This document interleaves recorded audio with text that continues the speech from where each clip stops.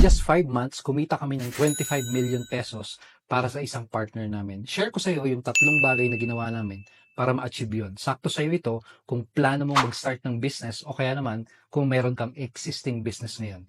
To give you a backstory, meron kaming partner and nag-start siya ng online business niya. Ang binibenta niya mga health and wellness products. May naimbento kasi siyang organic supplement na yun yung nakapagpagaling sa father niya na may sakit sa puso.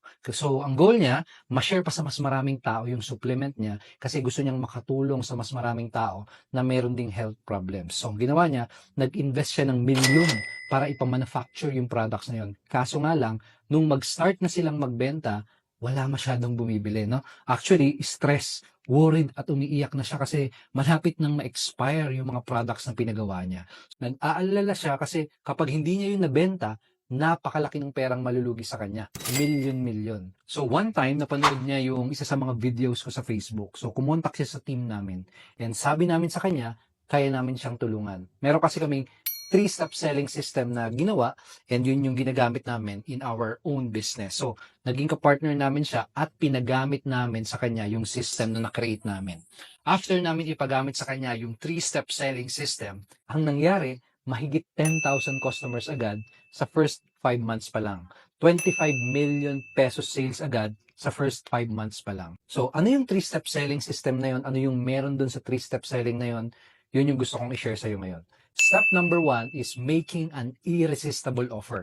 Dapat high value at dapat mag-over-deliver ka sa mga products at services na binibenta mo. So, ang ginawa namin, talagang pinaganda namin yung offer niya. Bukod sa supplement lang, naglagay kami ng mga bonuses, ng mga freebies, at meron ding mga money back guarantee. So, sobrang ganda ng offer niya, mahihirapang tumanggi yung mga customers. Sobrang ganda ng offer niya, customer na yung kusang bumibili.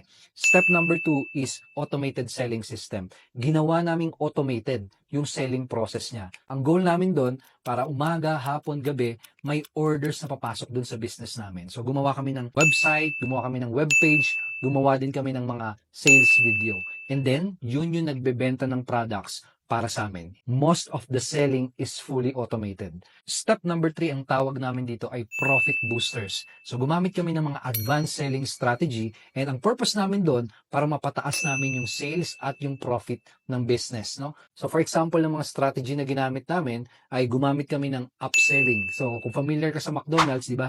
Pag bumili ka ng french fries, sasabihin nila, upsize nyo na po ba yung french fries? O kaya naman, gusto nyo na po ba large fries or large coke na? Upselling ang tawag doon. Gumamit din kami ng cross-selling strategy. Sa mga fast food, aalokin ka ng, baka gusto nyo po ng apple pie, cross-selling strategy yun. Gumamit din kami ng mga iba pang strategy like downselling at marami pang iba. So, ang goal namin doon, ma-multiply yung profit namin. So, yun yung meron doon sa 3-step selling system na ginawa namin, kaya nag-boom ng mabilis yung online business niya. And ngayon, kumikita na siya ng 6 to 7 million pesos per month.